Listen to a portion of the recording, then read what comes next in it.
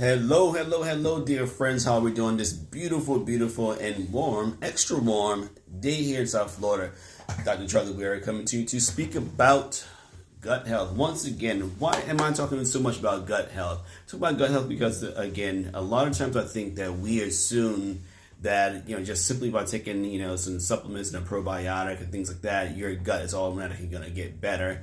There's steps to making sure that your gut is doing what it's supposed to do. And what your gut is supposed to be doing is actually simple things. We call it transport and transform, meaning transport your food from different parts of the body in your intestines and transform it into the nutrients your body really needs.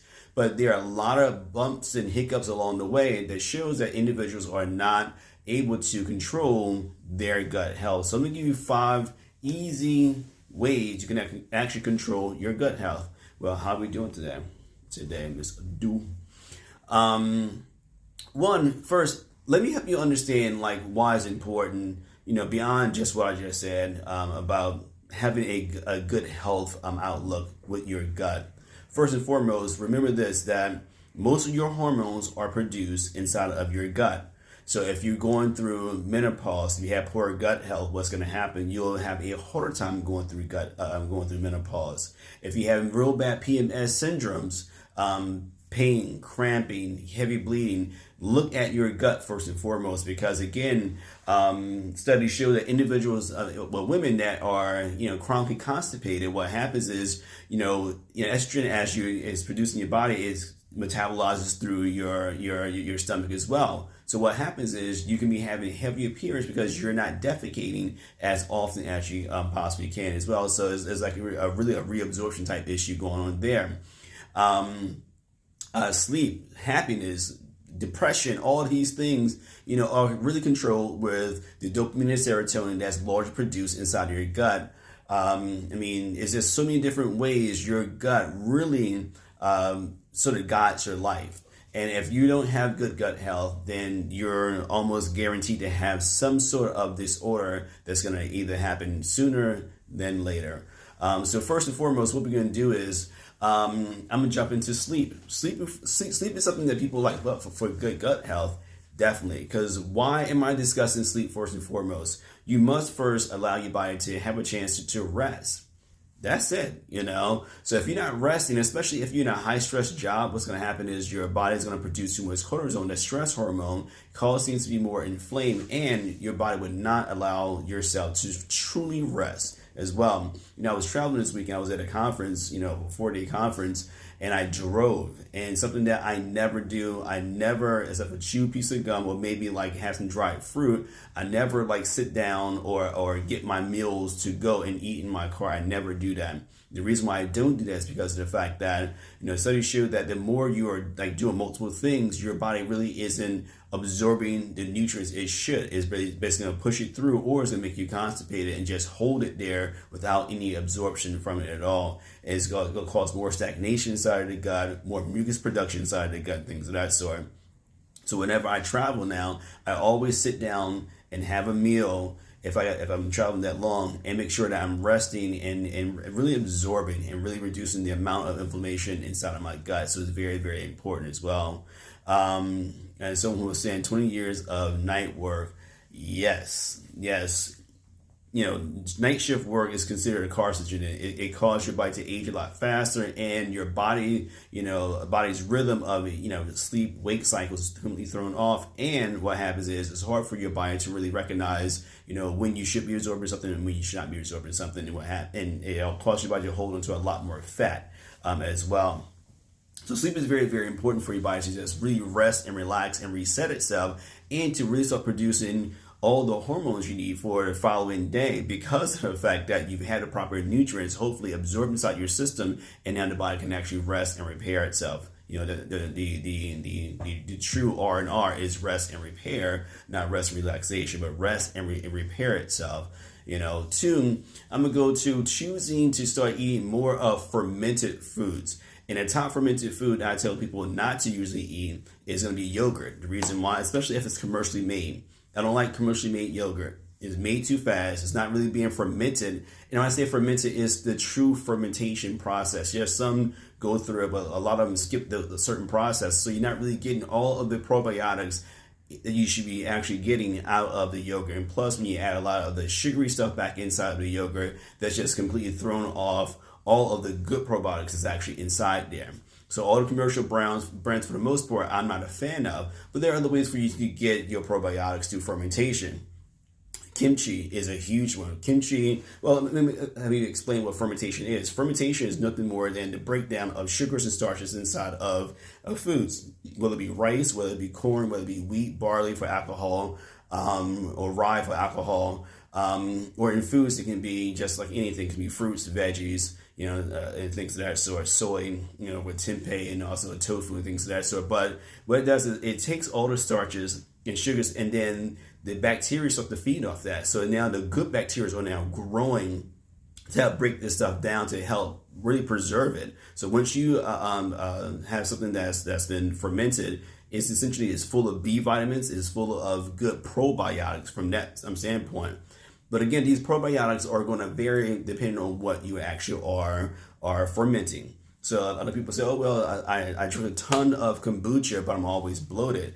Well, that fermentation process is more of a yeast fermentation, which can actually bloat you a little bit more. You want more fungus or from plants and things of that sort. So you got to play with it a little bit. Some people do get bloated when they first start taking or drinking or eating a lot of probiotics, like natural fermented foods. Because again, if you don't have the proper balance inside of your gut to break down these things, your body will sort of react. Like I just tell people, give it a week or so. If you're still bloated, you might want to take a digestive enzyme to help break the things down, or eat a bunch of papaya as well. That'll help break things down a little bit better in your system. And that's another thing I'm gonna move into. What the third thing you can do besides having the fermented foods is really, yes, have a very clean diet, but a diet that's high in healthy oils. Why are oils so important? Oils are one way to be anti-inflammatory to the actual gut itself, help the gut not produce as much mucus, but also it coats the intestine a little bit more. And why coating the intestines a little bit easier is better for your body to absorb nutrients. Because again, it has something else besides just the mucus that it produces to help the food so it slip through all the little sphincters and compartments it's supposed to slip through. Sphincter is is a muscle that sort of opens and closes like that, right? So when the food backs up, it'll say, okay, well, it's time for us to sort of open up. So it'll open up and then it goes to another compartment as well. And again, absorption rates, and they have all these microbiome inside up there to really get all the nutrients as it sort of turns over and over again, get all the nutrients and carbohydrates and trace minerals and things that sort of out of the actual food itself. But oil has been shown to actually be anti-inflammatory, stop some of the mucus production, because again, mucus is produced to help it to be slippery. But also, when you're eating foods that you're allergic to, your body starts to produce more mucus to sort of protect itself. So that histamine reaction, that inflammatory reaction that happens in the gut, the oil can actually take away that response and allow it to still absorb as many nutrients as possible. So again, healthy oils are what, guys? I've said this many times. So olive oil, coconut oil, and also palm oil. Yes, you can have avocado oil and all these other oils, but seed oils like vegetable oils and canola oils, things of that sort are just not good for the body at all. So you want to stick with the top three, as far as cooking with. But finishing oils, you can put on there like flaxseed oil. You can put on the avocado oil, sesame seed oil. The reason I like sesame seed oil, it's been shown to actually be really, really strong anti-inflammatory responses and gives the food a little bit of flavor as well. Number 4 is going to be really about the amount of exercise you're getting. So again, we got to realize that our pelvic floor, which is where a lot of our stomach muscles are located in the lower part of our body, they're designed not just to look good so you can have a six-pack, but it's also designed for you to actually move your intestines around, move the organs around a little bit. When you have a sedentary lifestyle, you're sitting for 3 or 4 hours in a time without getting up. You're really just allowing everything to sit heavy on your body. So the more you can get up and move and stretch and move the body around a little bit more, the more the intestines are going to be a lot healthier, a lot stronger. Yes, your intestines are a muscle, so you can make them stronger. You realize that when you're doing sit-ups and chin-ups and things of that sort, you're making the muscles stronger, not just the outside appearance muscles, but the actual intestine itself. So you're able to sort of squeeze more of the food through the body so it can actually absorb more, and you get more of a nutrient-dense sensation with that as well. The last one is going to be supplementation. But again, like I said, I'm trying to have you be able to have good gut health without having to take too many supplements, say a probiotic. So obviously a digestive enzyme is going to be more important. And also a prebiotic. We said this before, the inulin, and also eating a lot of your leafy greens or even taking like chlorophyll, spirulina, and things of that sort is going to really help the body out. So then I'm going to jump over to really quick. The reason why we have a new product coming out, it's already launched, it's on our website called Happy Belly. The reason why we created that was most of the herbs in there are fermented. So already the fermentation process has already started. So we have, some fermentation of barley, rye, things of that sort. And the reason why we create that in these little small packages is to allow the body to be able to, one, get those prebiotics, but also be able to naturally break down some of the food inside your body. And what happens is the food gets stuck in these chambers. So these herbs actually, as they start to unloosen and actually rehydrate themselves, they're allowed the body to absorb more nutrients and push them further down inside your body. And Happy Belly is definitely good for constipation, diarrhea, and your stomach cramping in general.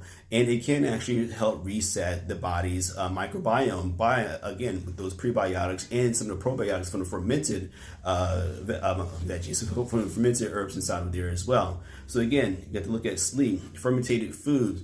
You got to look at exercise. We got to look at, again, also along with the foods, also the amount of water you're ingesting as well. Also the oils you're taking, and also supplementing with digestive enzymes, and also, of course, our Happy Belly if you so choose to do that. But again, there are simple ways to keep your body healthy by looking at the gut, because again, the gut is a huge gut-brain connection. You got to really make sure you're understanding. Our hormones are produced here for the most part. Between 70 and 82% of our hormones in our body, I don't care if it's brain, neurotransmitters, whatever, they start here inside the gut. If you're not having the proper gut absorption, you're not going to have the proper nutrients. That's another reason why a lot of women have a lot of PMS issues, because of the fact that they're having not a lot of the breakdown in the body as it should. And you got to really continue to look at the gut. I'm not a fan of the commercial yogurts, like I said before, because it has too much sugar in it, or it's been under fermented, because they use other chemicals to make it quote unquote fermented. Make sure you can either do it yourself or do other things like the kombuchas, the kimchis, and other fermented foods, sauerkraut, pickles, as long as the pickles are natural pickles that are actual fermented pickles and things of that sort. Even radishes have a lot of probiotics inside of it, but fermented foods, in my opinion, are one of the easiest ways for your body to get to the probiotics, because again, you want the probiotics and also the prebiotics to help the body really have a good microbiome. Drink plenty of water, stay away from a lot of sugary foods, a lot of starchy foods as well too, and cut down on the amount of meat that you actually are ingesting as well, because if you're having a lot of meat and you don't have the proper nutrients inside your system to break all that stuff down, what happens is the meat, the protein, sort of sits there and doesn't actually get really absorbed. It's just in the way of the process as well. So I'll say cut back on the amount of meat. Not saying get rid of the meat, but cut back on the meat a little bit. Again, thank you guys for joining me. Have a great day. And don't forget to sign up for our newsletter. We have 2 that comes out per week, but we also have a lot of specials that goes on, secret specials with our members who sign up for our newsletter. And once you sign up, you can also get a coupon for 10% off of your first order too. So look out for that, guys. Thank you so much. Have a phenomenal day. And I'll talk to you very, very soon.